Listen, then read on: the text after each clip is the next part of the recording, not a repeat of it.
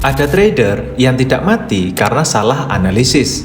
Ada trader yang tidak mati karena strategi buruk. Tapi ada trader yang mati perlahan karena tidak tahu kapan harus melindungi dirinya sendiri. Namanya David Paul. Dia bukan legenda, tidak ada kisah viral, tidak ada headline besar. Tapi justru disitulah kisahnya penting. Karena David Paul mewakili mayoritas trader yang tidak bodoh, tidak malas, tapi pelan-pelan kehabisan nafas di market. Kalau kamu pernah duduk lama di depan chart sambil menatap equity yang turun, berkata ke diri sendiri, harusnya tadi aku cut, atau merasa capek, tapi tidak tahu harus berhenti di mana. Dengerin video ini sampai akhir, karena ini bukan cerita tentang profit, ini cerita tentang bertahan hidup.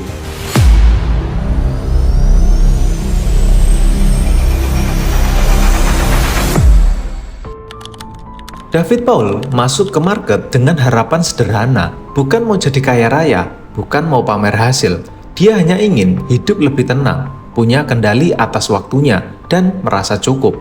Seperti kebanyakan dari kita, di awal trading semuanya terasa masuk akal.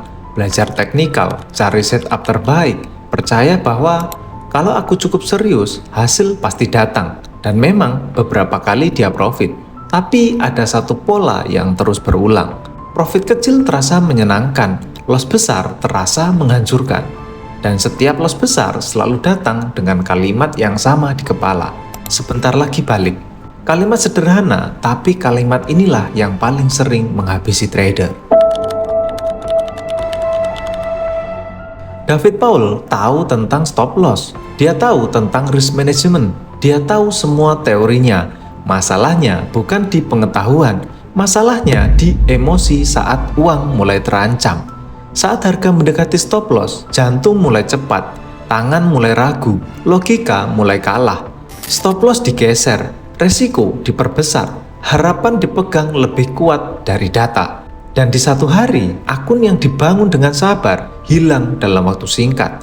Bukan karena market kejam, tapi karena dia memaksa market untuk mengerti keinginannya. Di titik itu, David Paul tidak marah, dia hanya kosong. Perasaan yang sering tidak diceritakan trader. Bukan sedih, bukan takut, tapi lelah secara mental. Dan yang paling menyakitkan, aku tahu harusnya tidak begitu, tapi kenapa aku tetap melakukannya? Titik balik David Paul bukan datang dari mentor, bukan dari buku baru, bukan dari strategi baru. Titik baliknya datang dari satu kesadaran sunyi. Market tidak pernah berjanji akan memberimu apapun. Market tidak peduli kamu butuh uang, kamu capek, kamu sedang tertekan. Market hanya bergerak. Dan disitulah David Paul berhenti melawan. Dia berhenti berharap market mengerti dirinya. Dia mulai bertanya, kalau aku salah, berapa banyak aku sanggup kehilangan tanpa menghancurkan diriku sendiri? Pertanyaan ini mengubah segalanya. David Paul mulai memperlakukan trading seperti hidup. Tidak semua hari harus menang. Tidak semua keputusan harus benar. Tapi setiap keputusan harus bisa ditanggung resikonya.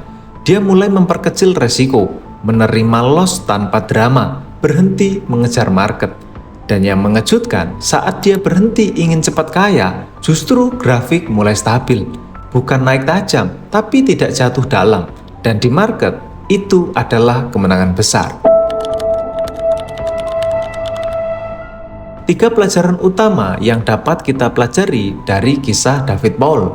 Pelajaran pertama, loss kecil adalah perlindungan, loss besar adalah pengkhianatan pada diri sendiri. Pelajaran kedua, market tidak butuh keberanianmu, market butuh kerendahan hatimu. Pelajaran ketiga, bertahan hidup adalah skill tertinggi trader. Tanpa itu, skill lain tidak ada artinya.